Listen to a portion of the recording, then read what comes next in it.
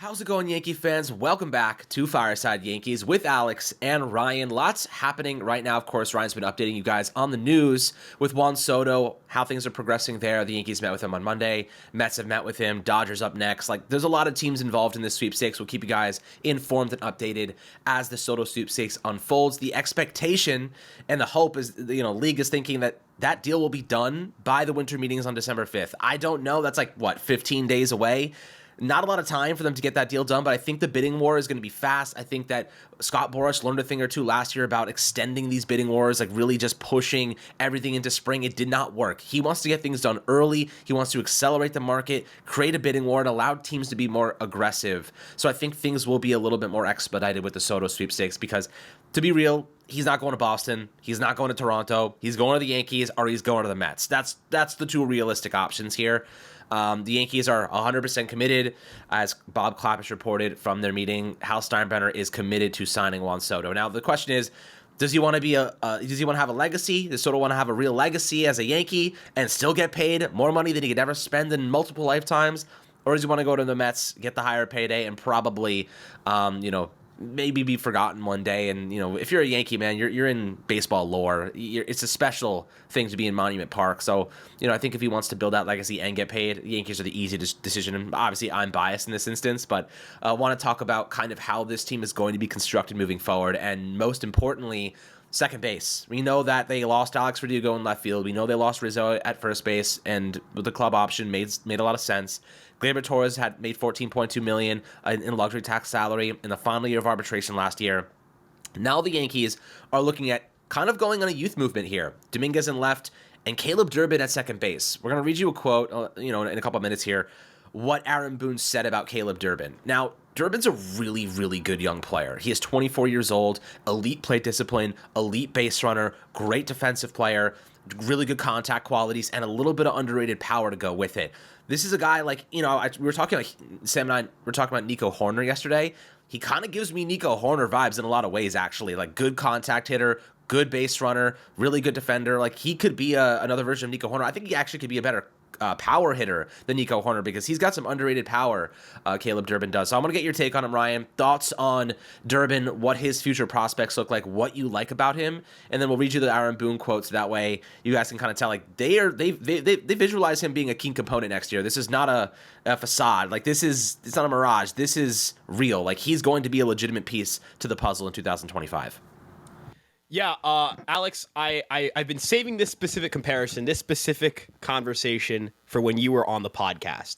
I'm going to compare two AAA hitters in their last year in AAA in terms of ground ball rate, line drive rate, fly ball rate, and strikeout and walk rate. 40% for player A in ground ball rate, player B is 40.7. Player A, 26.7% line drive rate, player B, 24.5.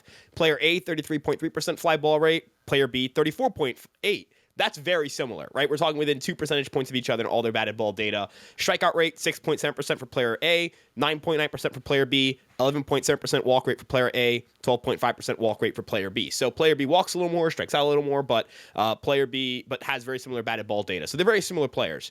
I just read off the stats for Stephen Quan's last season in AAA and Caleb Durbin's last season in AAA. Now, I don't think Caleb Durbin is going to be the career 117 WRC plus hitter with a 359 OBP that Stephen Quan is. Stephen Quan is has incredible contact abilities. He's one of, in my opinion, he's the ultimate contact hitter. He has a decent blend of power for a guy his size. He has really low barrel rates, but he makes so much contact. His max exit velocity, 107.1 miles an hour. Caleb Durbin's is 107.3 miles an hour. So in terms of raw power, very similar. In terms of game power, very similar. I think Quan makes more contact. I think Quan has, the closest we've seen to an 80-grade hit tool since an Ichiro Suzuki kind of guy. I know people are going to mention Luis Ariz, but I think Quan's overall ability to hit is better than Ariz's.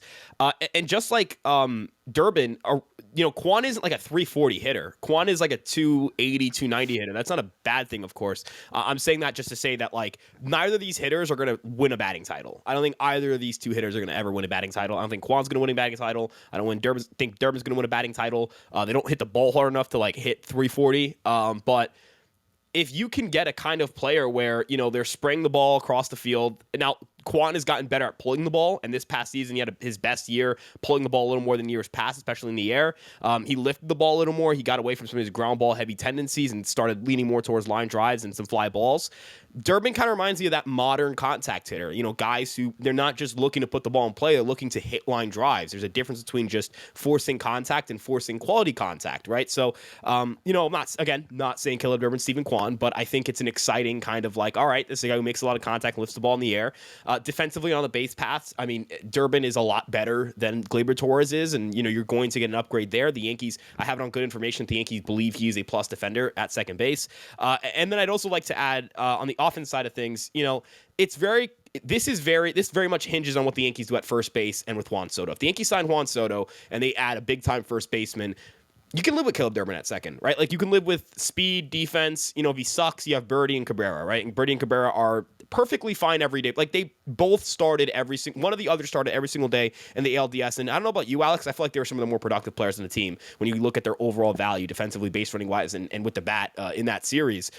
They made some great plays at first. They were really, really helpful, and they were bottom lineup threats. So, the Yankees can always upgrade at second base at the deadline. And I know people are going to say, well, it's a repeat of first base, same thing. No. Yankees punted first base, but it wasn't really a punt. We understood that Rizzo's going to come back and get the job. And first base is a position where defensive value is harder to find. It's hard to find excellent defensive first basemen because most of them prioritize offense. And then most of them are slow. So they can't provide you much on the base paths. Second base is a completely different position. All three of your options in Cabrera, Birdie, and Durbin can all provide base running value and defensive value. But I think Durbin has the best chance of being a league average hitter because I think the offensive skill set he has progressed. He's gotten better. He's gotten steadily better every single year at the Yankee organization. Everyone's going to talk about the stolen base record in the Arizona Fall League. I don't care about that. The Arizona Fall League defense sucks in the Arizona Fall League. I'm sure he was going to steal. He could have stole 30 bases if he really wanted to, probably. The thing that mattered to me is that he barreled 10% of batted balls. A 10% barrel rate is firmly good. That is firmly above average. This is a guy who barrels 3% of batted balls, 2%. Since coming back from the IL, from his hand injury, has a 7% barrel rate dating back to his AAA games in August, and he has 12 home runs in about 60-something games. That's improved game power. If he hits 10 home runs across 150 games next year at the major league level, I guarantee you he'll be a productive player because I think everything else is good enough where it's just a question of how much power he can give you. And he hit more doubles, he hit more home runs, he's gotten better in that regard. We'll see if he's deserving of a second base job, but I think at the very least he should be a utility man on this team. This bench sucked. I mean, Alex, how comfortable did you feel going to the bench in the postseason? I didn't feel very comfortable going to the bench, so why not have a Caleb Durbin? I know people say, well, he needs everyday at-bats. What's AAA going to teach him? He's already conquered AAA. The run environment's crazy over there. If anything, I think you're going to get into bad habits playing in AAA all the time. I want to see some major league at-bats for him. I think the best role for him may be in a utility role, but no one stays healthy. There's not 26 healthy players on a team at every single... not 26 players that you walk into on opening day that stay healthy throughout the entire season. Stanton's going to get hurt. That always happens. Judge could get hurt. If you sign Soto, he could get hurt. It's not even injury-prone stuff. Guy gets hit in the hand, guy's elbows barking, whatever it may be. Having a quality utility man like Durbin could help, and if you need him at second base, you can have him as your everyday second baseman. Yeah, I agree. And I think one of the things you said most importantly was that if you go and you get a big-time first base, let's say you get a Christian Walker just because he's one of the better options on the market, you can live with a little bit of volatility at second base. And I'd like to point out, by the way, Gleyber Torres was one of the worst second basemen in the game during the first half of last season. He was offensively incompetent, defensively incompetent, base running incompetent. He only got better in the second half of the year, and important to mention, his defense was still really bad during the second half of the year. It was bad in the playoffs, too. He was still a bad defender and bad base runner. He simply was just a really good offensive threat post-All-Star break. But we've seen this volatility from Torres before. This is not unusual for him. What I like about Durbin is he's a little bit more consistent in a lot of areas. He's a much more consistent defensive player, a much more consistent base runner. As you said, the Arizona Fall League, yeah, it's not the best defensive league there, and he definitely took advantage of that opportunity, but setting a record in the Arizona Fall League, 29 stolen bases, the previous record was 24 by Rick Holyfield in 1994. That's still impressive. He still set a record and broke it by 5. We'll take that. Now, what I like about him is that he didn't just steal 29 bases in the Arizona Fall League. He stole 29 bases in 82 games last year in AAA. So, this is not a player that... And look, of course, AAA, much different than MLB. But I really liked what I saw from Durbin because he was coming back from injury. He played 1 game in single A, 7 in double A, got to triple A, and absolutely kicked ass. 287 average, almost had a 40% OBP, 129 WRC plus, 10 homers. I mean, if you extrapolate that over 162 games, he's on pace for like 20 home runs. I don't think that's probable based on just the projections and his power, but if they tweak his fundamentals, I think that we changed Gleyber Torres' fundamentals slightly, and it resulted in a lot more line drives. He was punching the ball into the outfield. He was being a lot more aggressive on first pitches. Like, he was doing damage right off the bat. And I think Durbin has a similar ability to say, like, when strikes are in zone, he attacks them, right? He's aggressive. And I think that his 9.9% strikeout rate in AAA indicates that plate discipline. It indicates that contact. But as you said, contact just to make contact is not good. Contact with a purpose is what we're looking for. And Durbin makes contact with a purpose. And as you said, he's been steadily improving. This is not a player, like, for example, how about Spencer Jones? Spencer Jones has now hit a plateau. Spencer Jones is struggling to make contact consistently. He's struggling to use that power. He's striking out a lot, lots of swings and misses. Durbin has not plateaued. He's gotten better at every single phase. He even said, I went into the Arizona Fall League to impress the Yankee brass. And here's the exact quote from Aaron Boone. He said, I think he's a stud, frankly. Great bat-to-ball skill, elite ability on the base as a base stealer, a good defender in the middle of the diamond at second base. He's really started over the last year plus to create some position flexibility too. Really competitive, kind of a hard-nosed, tough player. I'm excited for him. I think he's going to play a big role for us this upcoming season. So we can say a couple things here, right? What does John Birdie provide over Caleb Durbin? Maybe slightly better speed, but I don't even think so at this point in his career. I think Durbin's probably equal, if not a slightly lesser base runner. Birdie obviously known for that speed and base running quality. From a contact and hitting perspective, I think Birdie, the injury prone we saw from 2024 for him definitely doesn't give me much optimism that he's going to be healthy next year. He's a utility piece to me. Like, he is a true and tried utility piece. He's not starting any games for us unless absolutely necessary. Oswaldo Cabrera, he's also a primary utility piece. I think DJ LeMahieu may be a wasted roster spot next year. I think Oswaldo Cabrera and John Birdie will be those utility men. I don't see a way for DJ to make a real impact here. I wish he was better. I wish he could play second base, but I just don't think he's there anymore. As a veteran, the injuries have taken its toll. But Durbin gives you great base running, great defense, and really good contact qualities and really good plate discipline on day one. You have to give him reps. You know what I mean? Like, I agree with you. He needs MLB at-bats. But I'll ask you this.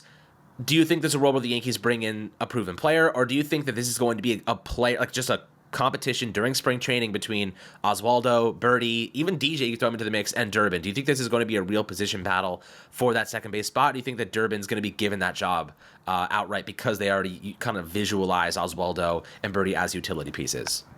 So I think it'll create a really interesting situation where, number one, obviously we're going to figure out who's going to be the second baseman. It could be external. It could be internal. I wouldn't be shocked if they went external and either traded for a guy or signed one for cheap. Obviously, if they don't sign Soto, I'd be shocked if Durbin started. So there's that. I think if the Yankees don't sign Juan Soto, I just completely discount any opportunity for Durbin to start at second base, any opportunity for outside of Dominguez. I don't think any other rookie, and I even think Dominguez starting would be put into question immediately. As it pertains to the bench, right? Your bench is Grisham and Trevino you're not really sure who else is there, right? I guess they could non-tender Grisham, but I don't know who would be their fourth outfielder if he was non-tendered. Everson Pereira is not a fourth outfield guy right now. Like, he does not have any MLB success. You can't just throw him into a fourth outfield role. That would be a little crazy. If you got rid of Trevino, like, you still need a backup catcher, so it doesn't matter if you say, oh, well, just trade Trevino. Well, you still have two bench spots that need to be occupied by an outfielder and a catcher, and then you've got Birdie and Cabrera. So if you start Durbin, both those guys are on the bench, but there's one player who's under contract who you would have to roster or cut, and that's DJ LeMahieu. Now, Alex, I think DJ LeMahieu's done a lot of good with the Yankees. I think there have been a lot of good moments, a lot of moments where, he was one of the best hitters on the team, if not the best hitter on the team. Given the current situation, they either got to trade John Birdie or they got to cut DJ LeMahieu. And I'm a lot more partial to cutting DJ LeMahieu and keeping our bench sharp. I know Birdie had injuries, so how much value does he have in the market? He has speed. He's a proven player to play all over the infield. He's played some outfield.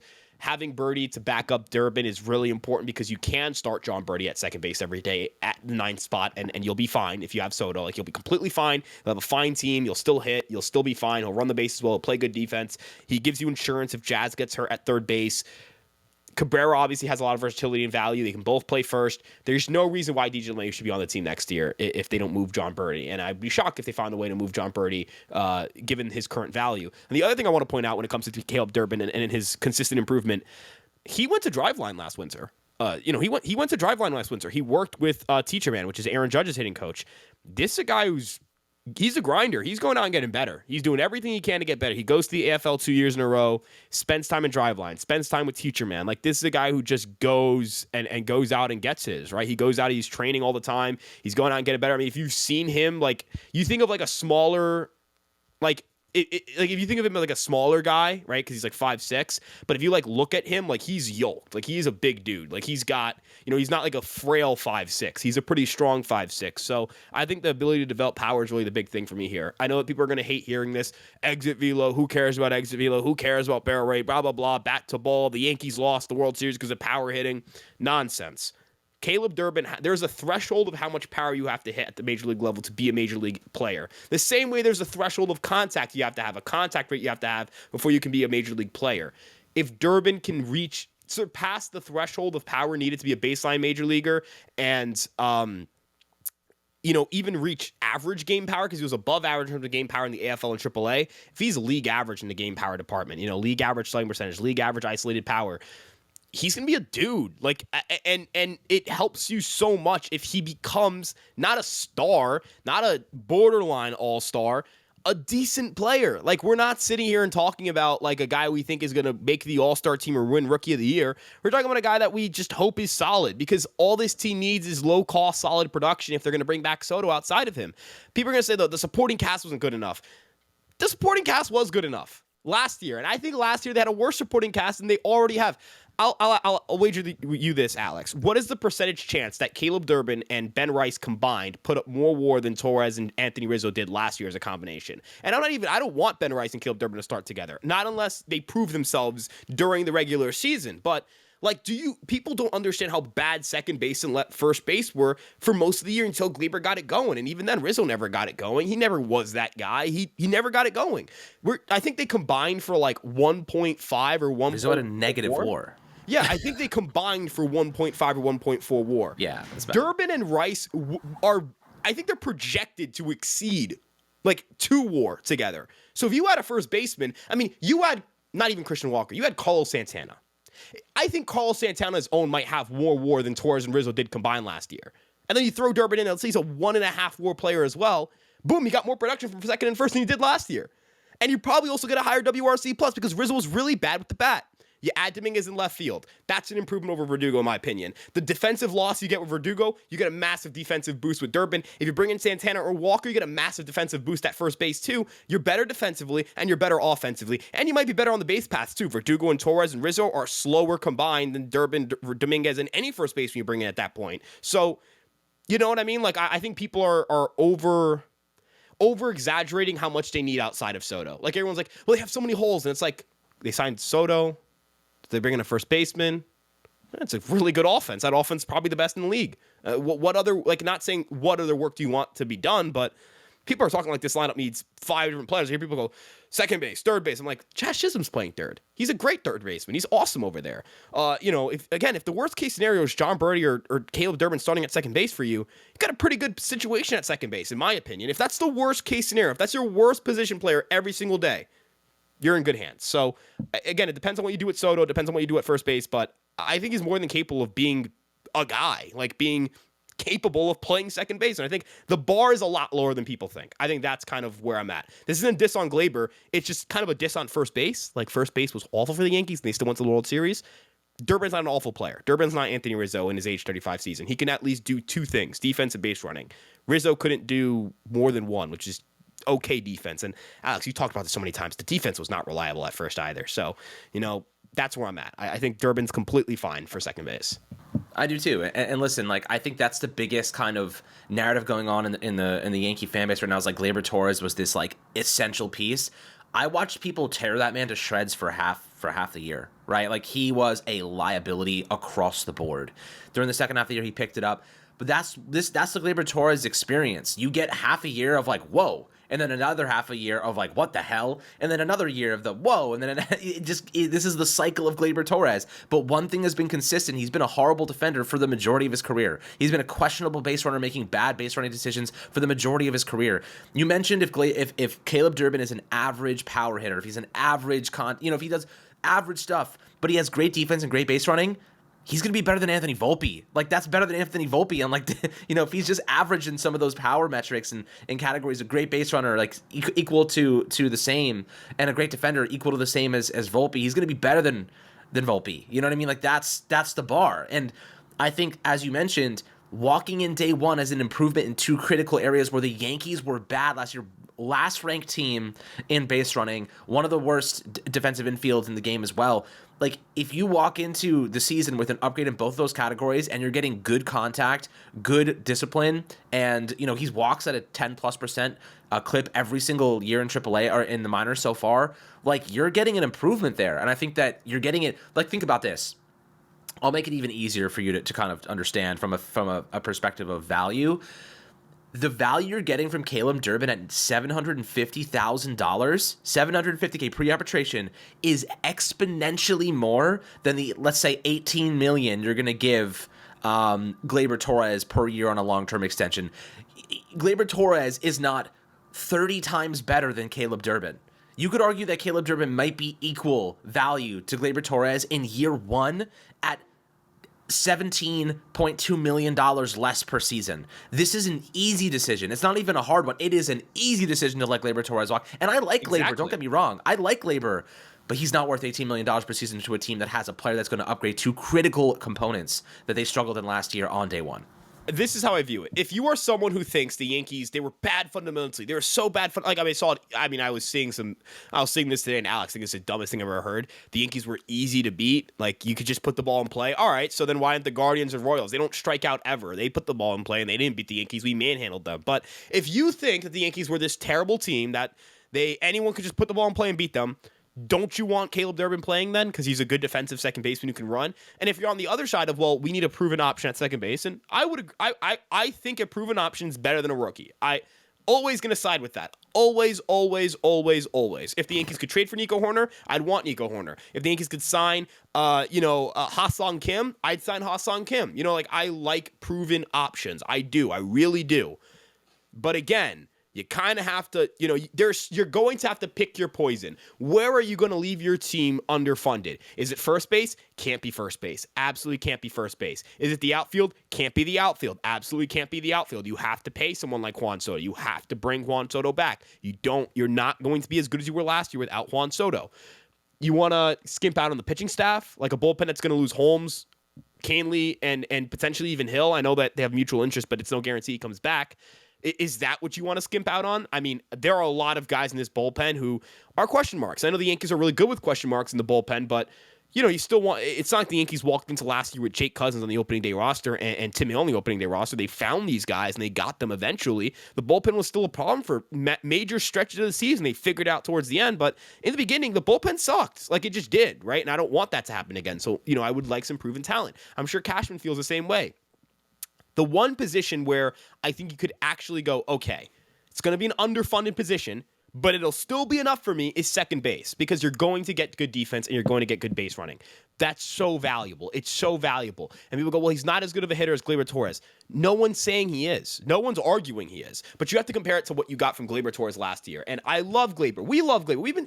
Every single time over the offseason last year that it came up, we wanted Gleyber Torres to be extended. We wanted him here. We understood why it wasn't going to happen, but we wanted that to happen. He had a 1.7 F4 last year in 154 games, right?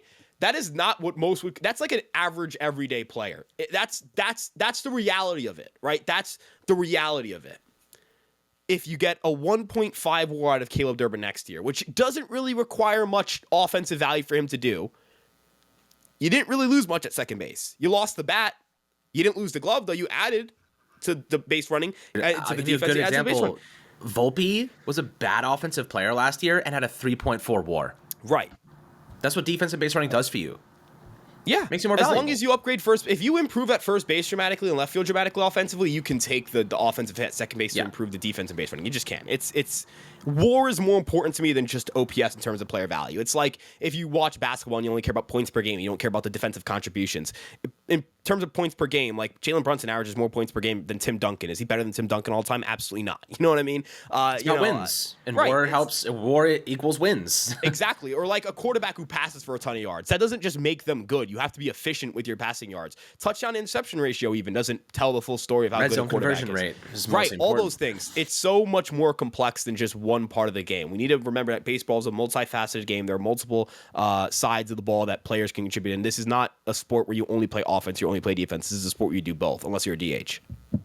And you base run. And base run is a whole other variable. Like, you have to get on base to actually be an effective base runner. And Durbin gets on base quite a lot, actually. 35% and better for the course of his minor league career, and even better than that. So now, do we expect that at the MLB level? Not necessarily. If he walked in and he hit 240 with a 33% OBP, hit 15 homers, and had good defense and elite base running, I would be ecstatic about that. I'd be ecstatic. He'd be a 99, 100. The projections kind of are similar. Like, he'd be like a 100 WRC plus player, and that is more than enough because Gleyber Torres was a 104 this past season. He went hot. He got hot for the last couple months of the season. That was great. We needed it. It was awesome. He was fantastic, but the lack of consistency, like, it equally could have been a hot start for him and a bad second half. You know what I mean? That's what it could have been for Gleyber Torres. Fortunately, he was able to find a groove and really locked in, and things were great. But I have no doubt in my mind, Torres is going to go to a team like Seattle. He's going to be volatile, bad defensive player. Like, it's just going to be the same old, same old. The Yankees can get better value for a much cheaper cost, and that's just the reality of the situation. And we like Gleyber a lot. We just acknowledge that this is an upgrade. If the Yankees walk away, and I'll end it here, Ryan, if the Yankees walk away this offseason with Juan Soto on a long-term deal, Christian Walker at first base, Caleb Durbin at second, you obviously have Jason Dominguez in left field, and a couple, maybe, I know there's a couple guys that you like. I think Hoffman's one of the guys you like in the bullpen. If they went and got a good bullpen, or maybe traded a prospect or something for another controllable asset there, you're winning. You won the offseason. If you walk away with Soto, Walker, and some improvements in the bullpen, you won the offseason. It is that simple, and the Yankees don't have to get that creative to get it done either.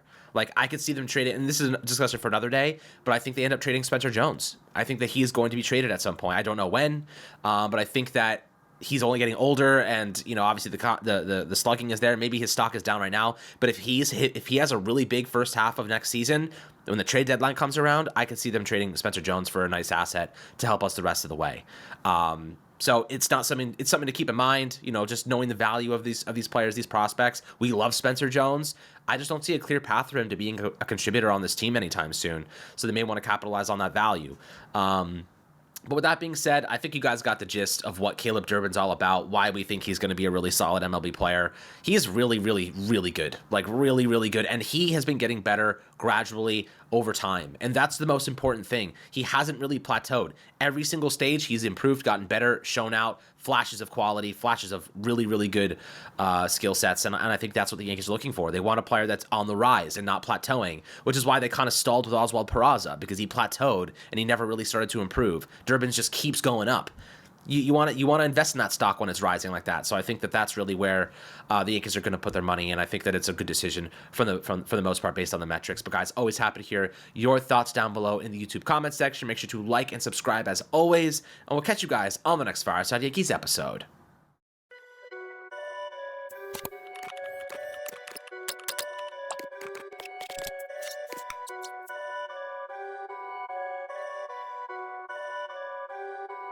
Perfect.